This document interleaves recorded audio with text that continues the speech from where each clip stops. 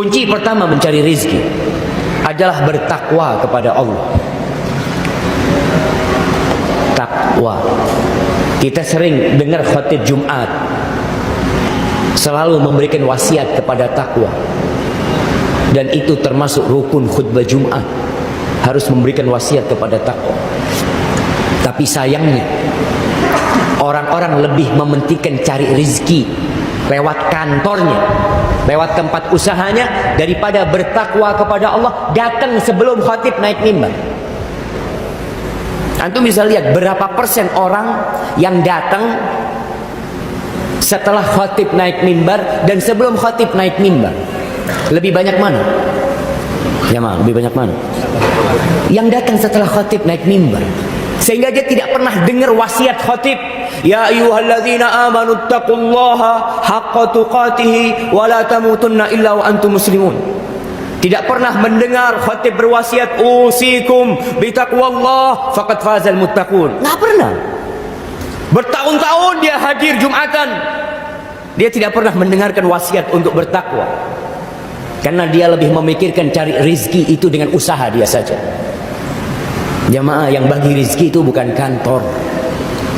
Yang bagi rizki itu bukan atasannya, bukan bosnya, tapi Allah Rabbul Alamin. Manusia berusaha, tapi Allah yang menentukan.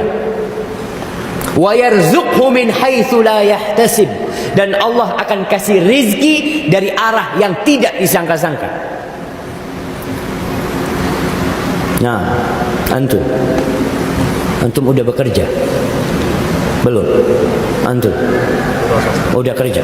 Baik, udah usaha, wira swasta. Antum lebih senang mana? Rizki yang sudah tahu dan rizki yang belum tahu? Yang belum tahu. Rizki yang antum sudah tahu, ana insya Allah biasa akhir bulan ini dapatlah gaji berapa, 3 juta. Dia ketika dapat gaji itu biasa karena tiap bulan dapat. Tapi ini kalau orang bertakwa, rizkinya dari arah yang tidak disangka-sangka.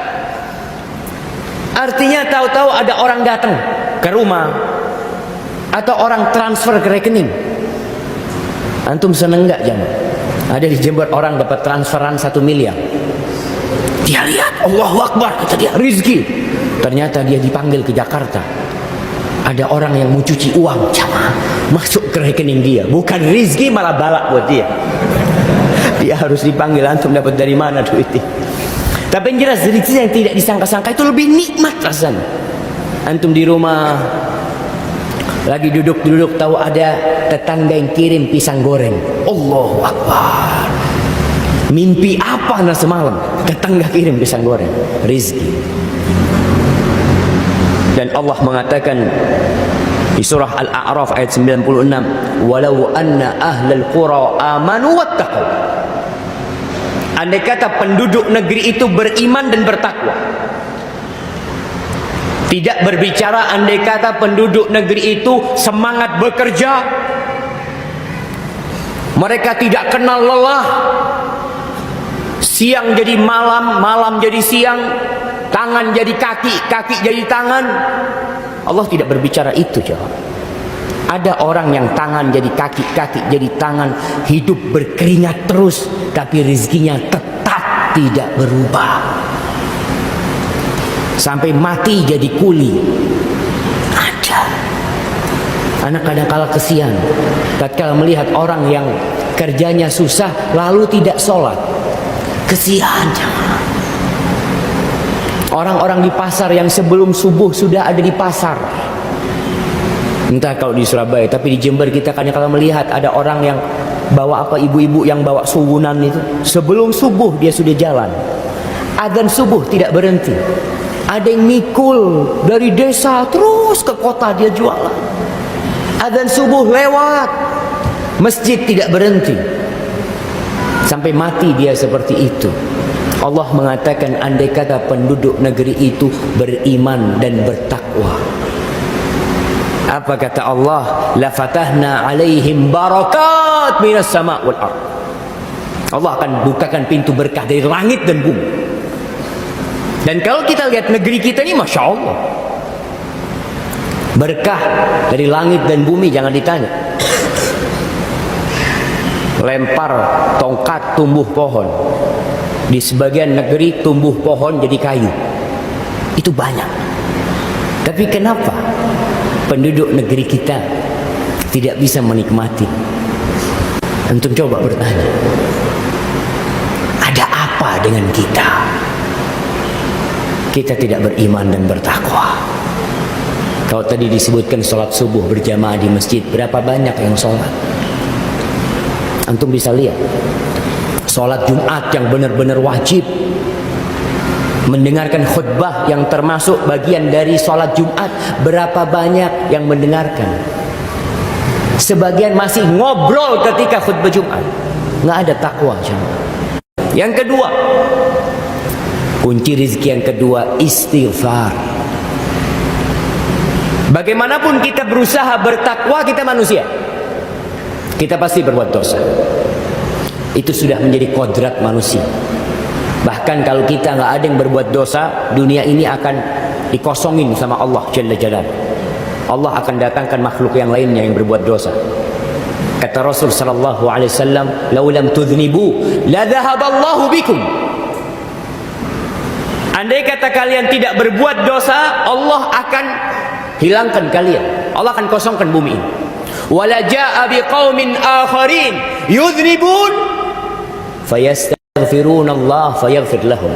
Allah akan datangkan manusia-manusia yang lain, kaum yang berbeda, yang kemudian mereka berbuat dosa dan mereka beristighfar dan Allah mengampuni dosa-dosa mereka. Dan ternyata orang yang bertakwa itu ahli istighfar. Rasulullah SAW dalam sehari berapa kali istighfar? 100 jam. Kita berapa kali istighfar? Ustaz, anak mau istighfar, alhamdulillah hari ini anak nggak berbuat dosa, Ustaz. Subhanallah. Ini modelnya manusia sekarang.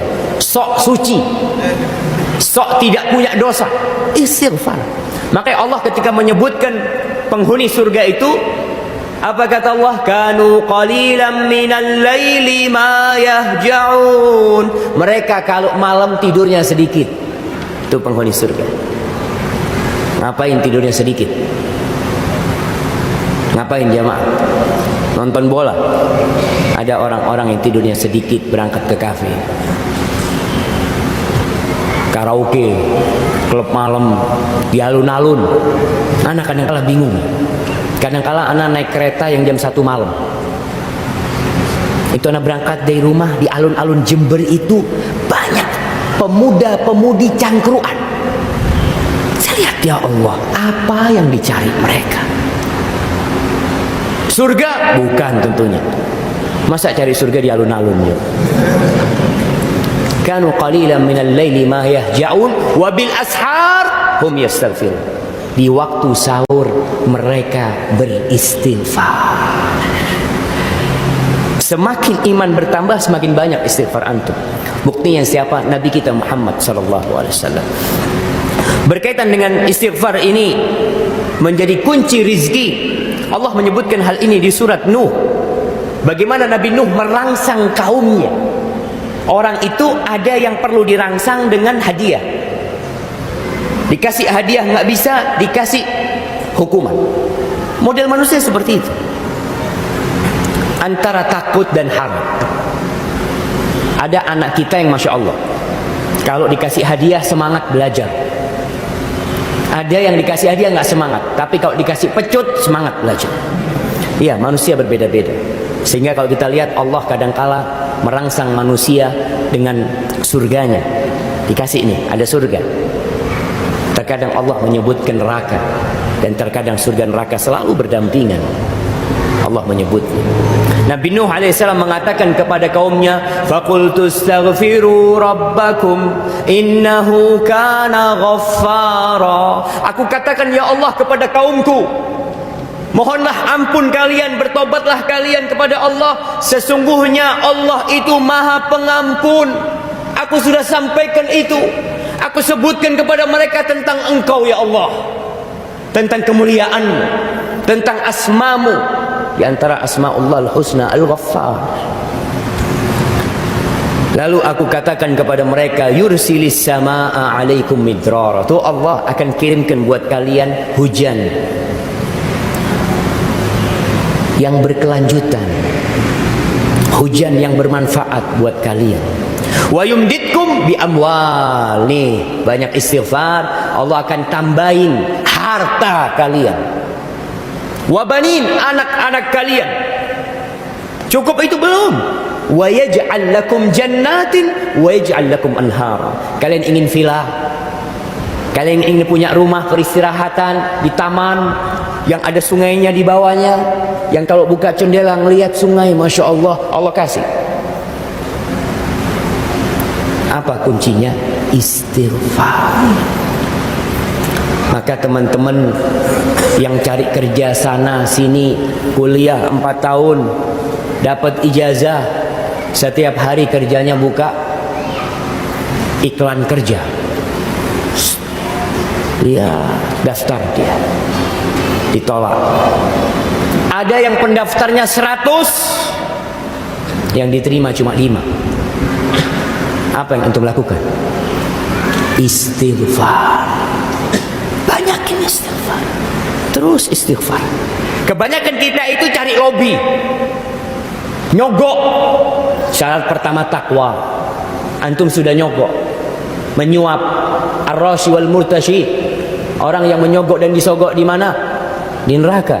Antum sudah mulai hidup antum cari rizki dengan beli tiket ke neraka. Orang tuh beli tiket ke neraka, cuma beli, nggak ada yang gratis ke neraka. Antum lihat, orang keluarkan duit untuk masuk neraka. Mereka berzina, minum khamar, judi, keluar duit ya. Untuk kemana? Untuk ke surga lah. Maka ingat, mulai awal hidup antum mencari rezeki buat anak-anak nih, yang baru lulus kuliah, yang kebingungan nanti mau kerja di mana. Karena kita lihat ada orang yang nggak pernah kuliah tapi rezekinya masya Allah, Ustaz. Ada yang lulus SD masya Allah, ada yang nggak bisa baca dan nulis, lebih kaya daripada yang profesor, doktor, ahli ekonomi. Akhirnya ahli ekonomi ini jadi pekerja buat orang yang tidak lulus SD. Antum supaya tahu bahwa rezeki itu tidak ada kaitannya dengan ijazah. Nggak ada kaitannya sama ijazah. Ya belajar untuk cari rezeki silahkan. Tapi ingat, kunci rezeki yang Allah telah bukakan buat kita jangan dilupakan. Kemudian yang ketiga, doa. Istighfar itu doa minta ampun, belum doa minta rezeki. Yang ketiga, doa minta rezeki. Di antara doa yang diajarkan oleh Nabi alaihi salatu wassalam, Anda sering menyampaikan, kalau mau tidur jangan ingat dunia, ingat apa? Mati. Doanya orang yang mau tidur apa? Bismikallahumma amutu wa ahya, mati dan hidup. Tapi ternyata tadi malam baca doa ini, Nabi alaihissalatu wasallam mengajarkan kepada kita doa ingat hutang sebelum tidur. Kenapa?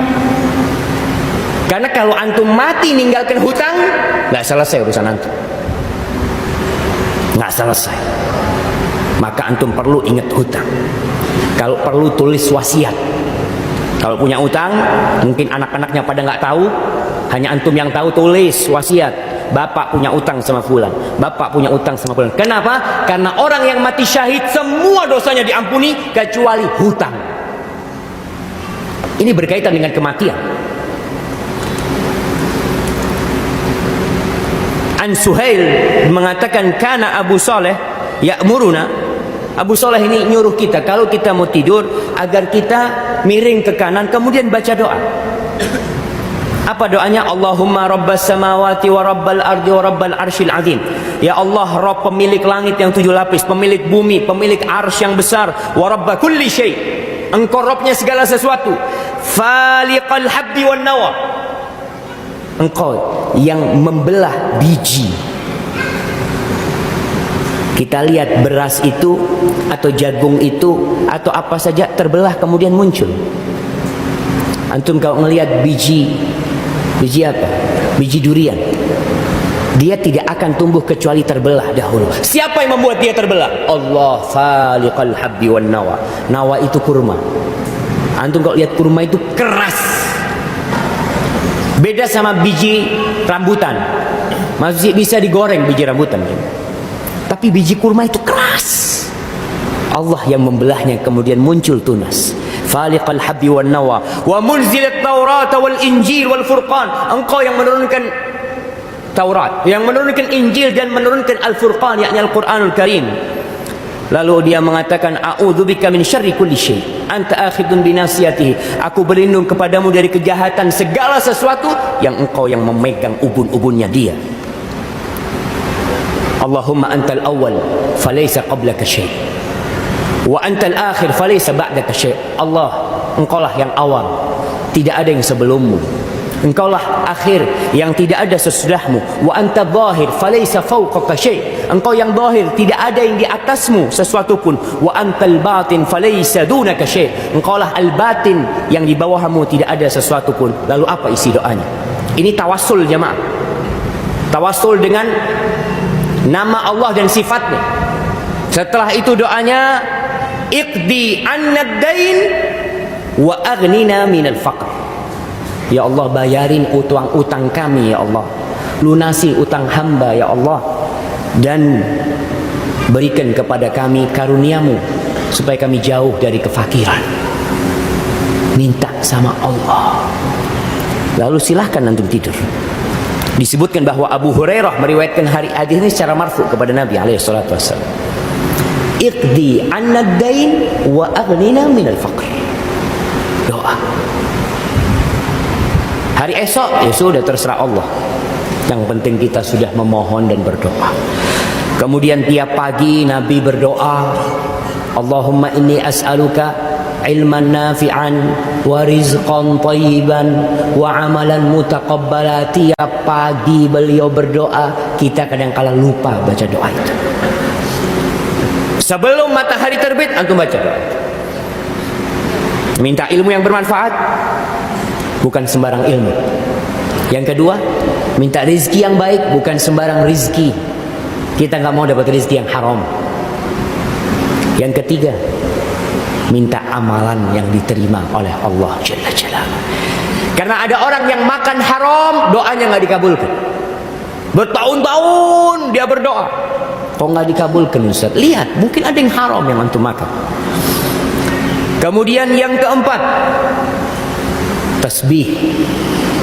Bertasbih, membaca subhanallahi wa bihamdih, atau subhanallah subhanallah. Rasulullah sallallahu alaihi wasallam dalam hadis yang diriwayatkan oleh Imam Al-Hakim dan disahihkan oleh Syekh Albani, beliau mengatakan, inna nabiyallah Nuhan sallallahu alaihi wa ala nabiyina wasallam, sesungguhnya Nabi Nuh alaihissalam ketika ajal datang menjemput beliau, qala libnihi, Nabi Nuh berpesan kepada anak-anaknya, inni qasun alaikal wasiyah, aku akan beri cerita kepadamu sebuah wasiat. Amuruka bithnatain wa anhaka anithnatain. Dia mengatakan, aku menyuruhmu dengan dua perkara dan aku melarangmu dengan dua perkara. Apa perintah pertama? Amuraka bila ilaha illallah, aku perintahkan kepadamu dengan la ilaha illallah. Jaga la ilaha illallah, ucapkan dan amalkan konsekuensi dari la ilaha illallah. Siapa yang tidak bisa mengucapkan la ilaha illallah? Burung beo kalau diajarin la ilaha illallah bisa. Burung kakak tua kalau diajarin la ilaha illallah bisa. Tapi apa yang membedakan la ilaha illallahnya dia dengan la ilaha illallahnya seorang muslim? Apa bedanya jemaah? Kita dituntut untuk memahami artinya, melaksanakan tuntutan dan kandungan la ilaha illallah, bukan sekadar mengatakan la ilaha illallah. Makanya ada orang yang mengatakan la ilaha illallah tapi dia benci sama Allah. dia tidak menerima aturan Allah, dia tidak tunduk dengan la ilaha illallah, berarti bohong antum mengatakan. Orang-orang munafikin, Masya Allah, apakah mereka tidak mengatakan la ilaha illallah? Mereka bersalaman dengan Nabi, tangannya menyentuh tangan Rasulullah sallallahu alaihi wasallam. Antum baca surat Al-Munafiqun, idza ja'akal munafiquna qalu nashhadu innaka la rasulullah wallahu ya'lamu innaka la rasuluh wallahu yashhadu innal munafiqina lakadzibun. Bohong, syahadatnya bohong, la ilaha illallahnya bohong, dusta. Maka ketahui, mengucapkan la ilaha illallah itu mudah, tapi konsekuensi dari la ilaha illallah itu yang dituntut. Antum tahu dokter itu ada sumpahnya, pejabat negara itu ada sumpahnya. Bahkan kita lihat disumpah dengan Quran. Apakah omongan mereka itu benar atau bohong? Nanti dilihat di amalannya. Bagaimana seorang hakim MK yang akhirnya berkhianat? Ajib, ketuanya berkhianat. Mana sumpah? Itulah yang kita katakan, kalau ngomong semuanya bisa. Nabi Nuh ketika mengatakan kepada anaknya, aku perintahkan kepadamu dengan la ilaha illallah, apakah anaknya tidak mengatakan la ilaha illallah? Anaknya mengatakan. Tapi perintah ini dalam maksudnya, bukan hanya ucapan di lisan. Aku perintahkan dengan la ilaha illallah, fa innas samawat sab, sesungguhnya langit yang 7 lapis, wal aradin sab, dan bumi yang 7 lapis, law wudi'at fi kiffah, kalau ditaruh di daun timbangan yang satu, langit yang 7 lapis dengan bumi semuanya ditaruh di daun timbangan, dan la ilaha illallah ditaruh di daun timbangan yang satunya, malat bihinna la ilaha illallah. Tentunya la ilaha illallah akan lebih berat dari sana. Kemudian yang terakhir, sudah jemaah, dari kisah Nabi Adam ini, karena kita masih banyak ini yang perlu kita bahas. Pesan Nabi Adam kepada putranya mengatakan wa subhanallah wa bihamdi, dan ucapkan subhanallah wa bihamdi, fa innaha salatu kulli syai. Sesungguhnya subhanallah wa bihamdi itu salatnya segala sesuatu. Salatnya binatang-binatang, salatnya pepohonan. Karena kita tahu yusabbihu lahu ma fis samawati wa ma fil ard. Bertasbih kepada Allah yang di langit dan di bumi. Segala sesuatu bertasbih. Sampai kerikil pun bertasbih. Salat mereka. Maka Nabi Adam mengatakan bahwa subhanallah wa bihamdih itu salatnya segala sesuatu. Nabi SAW pernah memegang kerikil, dan para sahabat mendengar tasbih dari kerikil tersebut. Terus Nabi Nuh mengatakan apa? Nabi Nuh mengatakan wa biha yurzakul khalq. Dengan subhanallah wa bihamdi hamba dapat rizki. Maka antum banyak-banyak membaca subhanallah wa bihamdi. Para ulama menyingkap, kenapa kok subhanallah wa bihamdi bisa membuka rizki? Dengan 2 hal. Yang pertama, dengan subhanallah, yaitu menyucikan Allah dari segala kekurangan. Yang di situ ada unsur menetapkan kalau Allah Ar-Razzaq, Allah yang memberi rezeki. Karena kita lihat ada orang-orang yang cari rezeki di tempat pesugihan. Ada. Dia tidak menyucikan Allah, meyakini ada dewa dan dewi yang bisa memberikan rezeki kepada dia, penunggu-penunggu. Maka seorang yang mengatakan subhanallah, sekali lagi itu bukan hanya ucapan di lisan, tapi keyakinan kalau Allah itu suci dari segala kekurangan. Yang kedua, dari wa bihamdih, kita memuji Allah, bersyukur kepada Allah. La in syakartum la azidannakum. Kalau kalian bersyukur, aku akan tambahin. Maka tatkala antum mengatakan subhanallah wa bihamdi, hadirkan perasaan menyucikan Allah dari segala kekurangan, dan pujian hanya milik Allah semata. Aku mau berusaha apapun, kebaikan apapun yang aku lakukan, tetap pujian milik Allah Jalla Jalaluhu. Kemudian yang ke berapa? Kelima, tawakal. Kuncinya tawakal. Oleh karena itu kalau antum keluar dari rumah, apa yang antum baca? Bismillahi tawakkaltu 'ala Allah. La haula wala quwwata illa billah. Rasulullah sallallahu alaihi wasallam mengatakan, "Lau annakum tawakkaluna 'ala Allahi haqqa tawakkulihi." Andai kata kalian bertawakal kepada Allah dengan sejatinya tawakal, dengan sebenar-benarnya tawakal, la razaqakum kama yarzuqut tayr. Allah akan kasih rizki. Nih, tawakal dapat rizki. Rizkinya kalau tawakalnya kalian benar, Allah akan kasih rizki kepada kalian seperti Allah kasih rizki kepada burung. Taghdu khimasan wa taruhu bitanan. Burung tuh pagi kita lihat keluar dari sarangnya. Apakah burung itu punya gaji, jemaah? Ana ada gaji Ustaz, harian. Ya ada burung. Pokoknya terbang. Terbang. Kerja iya, nggak boleh seorang muslim itu tawakal ada di rumah. Tawakal duduk di masjid. Bismillah tawakkaltu 'ala Allah. La haula wala quwwata illa billah. Di mana? Duduk di masjid, tawakal keluar. Burung tuh terbang. Ada usaha dari dia. Pagi berangkat, sore pulang. Itu burung ada usaha. Karena arti tawakal ini jamaah dua. Yang pertama, as-siqatu billah, yakin kalau Allah yang ngasih rezeki. Allah ini bisa menyelesaikannya, itu keyakinan. Yang kedua, al-i'timadu 'ala Allah, menyandarkan diri kepada Allah. Kita udah yakin dan kita sandarkan, udah urusannya sama Allah. Maka seorang istri kalau suaminya berangkat kerja, doakan suaminya. Ingatkan, Mas, jangan lupa doa keluar rumah supaya pulang tenang. Kalau istri mengingatkan suaminya tawakal, pulang ke rumah ngomong, maaf dik, hari ini nggak dapat duit, cuma 20.000. Sekarang ada orang yang kerjanya ojek online, ada yang taksi online, ada orang yang kerjanya memang nunggu panggilan. Gak tahu dia jamaah. Tawakal, serahkan semuanya kepada Allah. Kalau hari ini nggak dapat rezeki, mungkin waktunya aku mati. Karena orang itu tidak akan mati kecuali rezekinya sudah selesai semua. Maka hadirkan jamaah. Orang-orang yang beriman itu suka bersedekah, wa ala rabbihim yatawakkalun, dan mereka bertawakal kepada Allah. Sudah serahkan sama Allah semuanya. Apa yang kita cari jamaah? Apa yang mau kita andalkan? Ini subhanallah ada orang, karena kalau ingat kisah orang ini di Pekanbaru, masya Allah.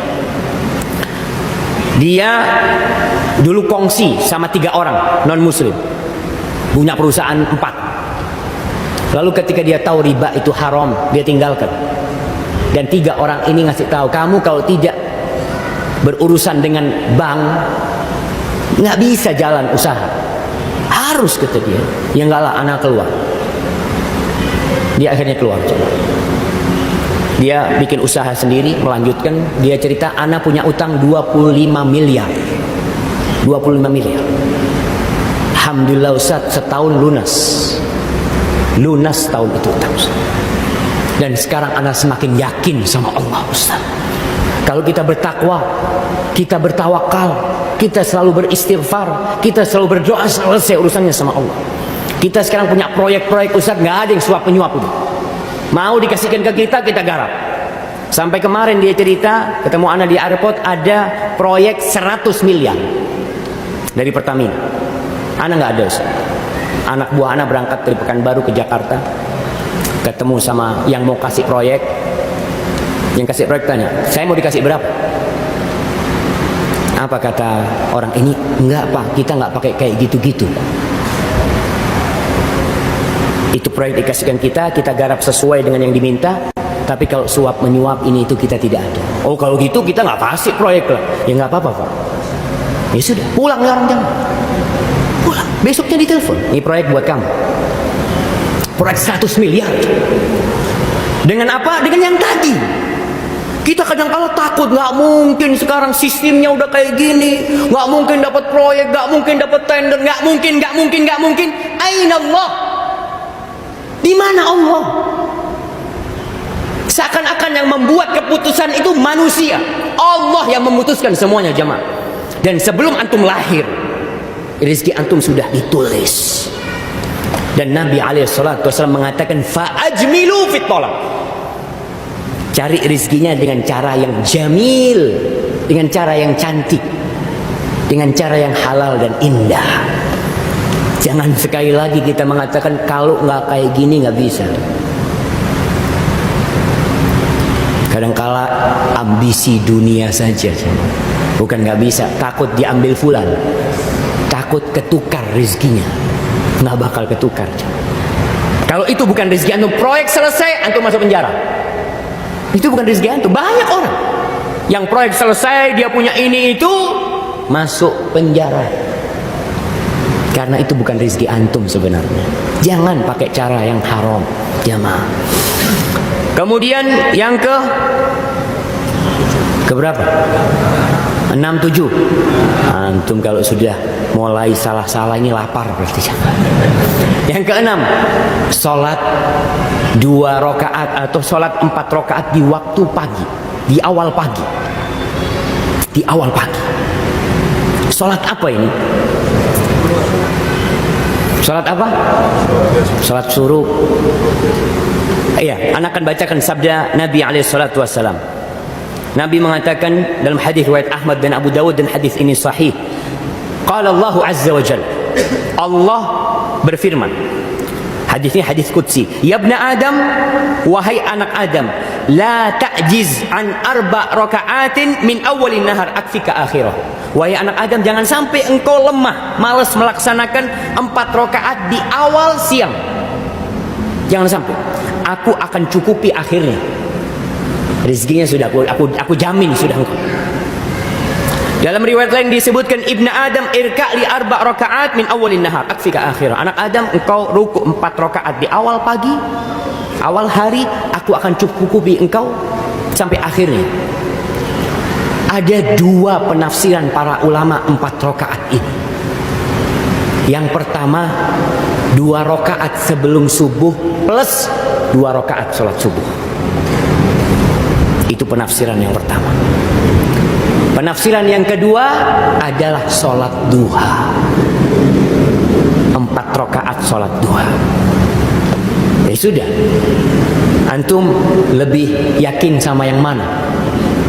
Laksanakan dua-duanya. 2 rakaat sebelum subuh kita tahu kemuliaannya, sholat subuh kita tahu kemuliaannya, dan sholat duha, masya Allah, dijamin rezekinya sampai akhir. Maka jangan lupa sholat duha di awal pagi.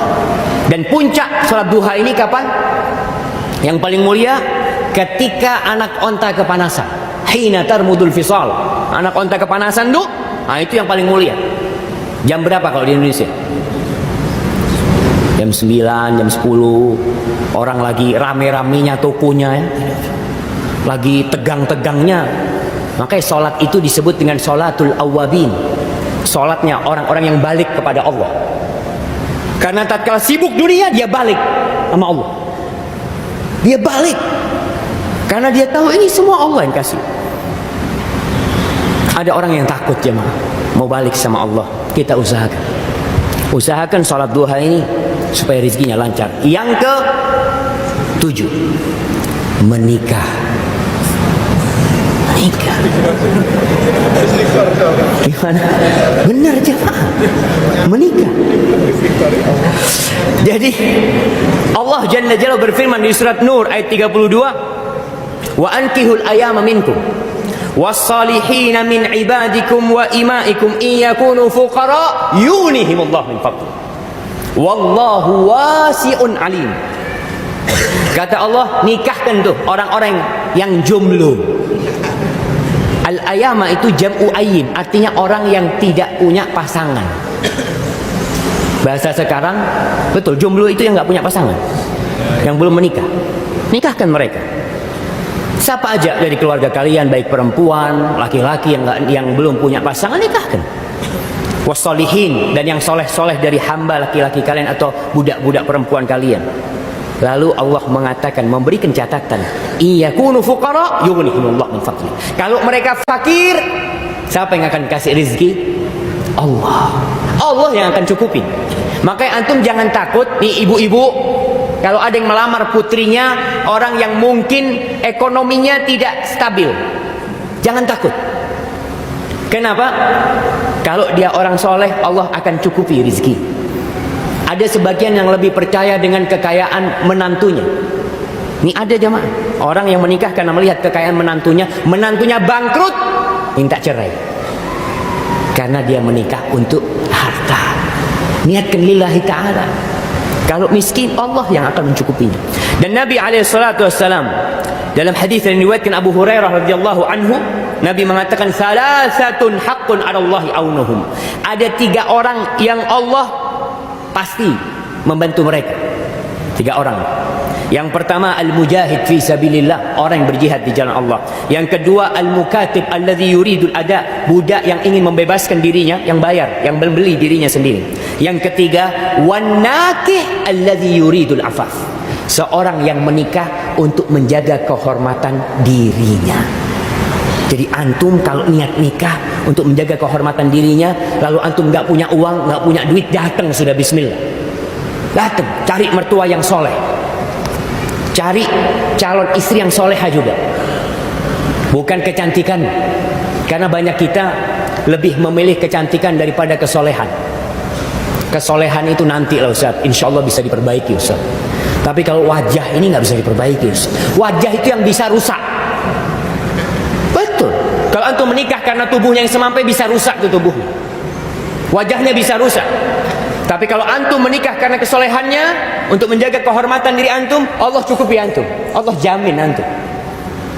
Ada garansi, ada asuransi dari Allah. Kenapa kita kemudian tidak memilih yang ada garansi? Maka ingat, menikah bagi anak-anak yang ingin rezekinya lancar, yang mungkin cari kerjaan sana kerjaan sini nggak dapat, ya sudah. Melamar kerja nggak dapat, melamar akhwat. Kalau diterima, kalau nggak diterima ya sabar. Nah, kemudian yang ke-8, anak, bikin anak. Antum lihat, ya Allah kok susah rezekinya. Sebagian orang itu mau punya anak lagi, bingung karena dilihat penghasilannya kurang. Ustaz, ini buat anak 2 aja, ya Allah Ustaz, sudah hemat banget Ustaz. Masa mau nambah anak lagi? Masya Allah. Yang ngasih rezeki itu bapaknya apa Tuhannya? Allah yang kasih rezeki. Jadi kalau antum yang ngasih rezeki, antum perlu perhitungan. Antum hitung tuh.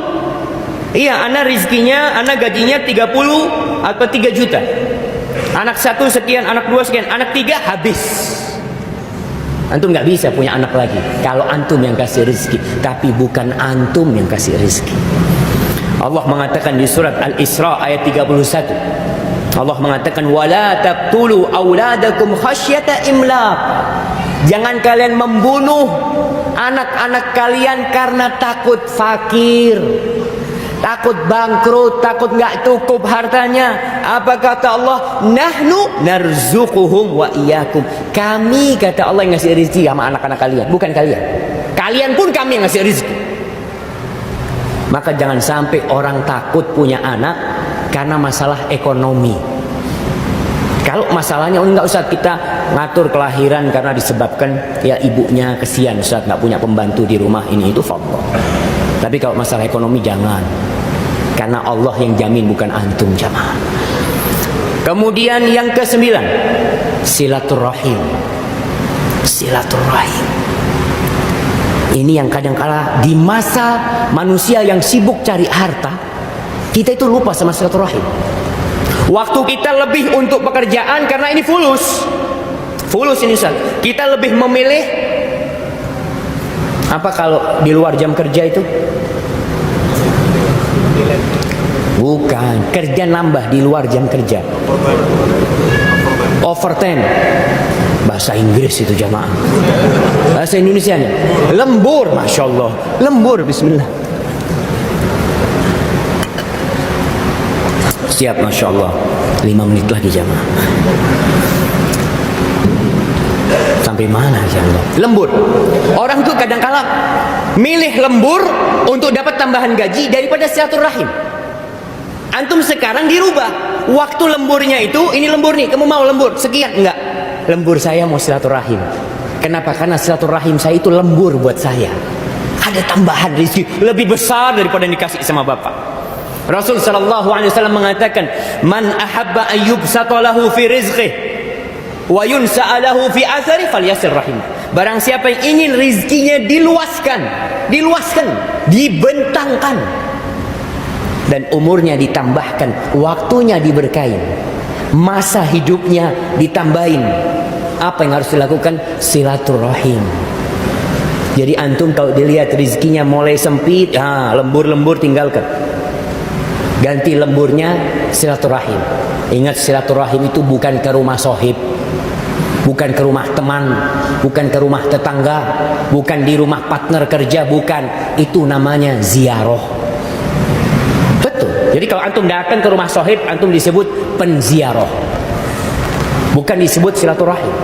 Silaturahim itu silah menyambung rahim yang ada rahimnya, artinya hubungan kerabat. Dan silaturahim itu bukan maknanya berkunjung, bukan. Maknanya menyambung, bisa dengan uang, menyambung bisa dengan telepon, menyambung bisa dengan membantu, memberikan santunan, menyambung bisa dengan berkunjung, atau apa saja. Kemudian yang terakhir, alhamdulillah, yang ke-10, sedekah. Ternyata sedekah itu pintu rezeki. Antum kalau punya duit 10 juta, sedekah 1 juta bukan berkurang duit antum. Ini tambahan dari Allah. Allah mengatakan, in tuqridullaha qardan hasanan yudha'ifhu lakum wa yaghfir lakum. Kalau kalian ngutangin Allah, kita tuh kalau ada investasi, orang taruh sini duitnya Pak, 100 juta dapat tiap bulan 30 juta. Kira-kira banyak nggak yang investasi? Ngantri jamaah sampai OJK itu kewalahan mendapati investasi bodong kayak gini, tapi orang suka. Kita bingung, Ustaz. Kita udah kasih tahu investasi kayak gitu itu bohong semuanya, tapi orang tetap berambisi. Karena kok bisa bohong? Saya dapat terbukti bulan pertama dapat 30 juta, bulan kedua 30 juta, bulan ketiga 100 juta hilang. Itu yang terjadi. Nih Allah nawarin investasi, utangin duit kalian kasih Allah. Apa yang terjadi? Yudha'ifu lakum. Allah lipat gandakan, bukan persentase, bukan. Kalau persentase kan 50%, ini dilipat gandakan. Antum kasih 10 juta, kita kasih 20 juta. Kita lipat gandakan jadi 700 kali lipat. Itu janji Allah. Ditambah lagi diampuni dosa-dosa. Maka antum setiap saat lah, setiap pagi antum sedekah, keluarkan duit, bismillah. Berangkat kerja, sebelumnya udah berdoa, sebelum subuh sudah istighfar, sudah sholat 2 rakaat sebelum subuh, sholat subuh, keluar rumah baca doa tawakal sama Allah Jalla Jalaluh. Kemudian setelah itu berbagi, antum sedekah sama orang. Pulang dari kerja silaturahim, datang ke rumah ayahnya bawa tahu goreng, bawa apa, ayah gimana kabarnya ayah, kepada keponakannya, kepada kakaknya, adiknya. Insya Allah rezeki antum diluaskan sama Allah. Selain kita tetap berusaha. Hadza wallahu a'lam bishawab. Itu yang bisa kita kaji pada kesempatan kali ini.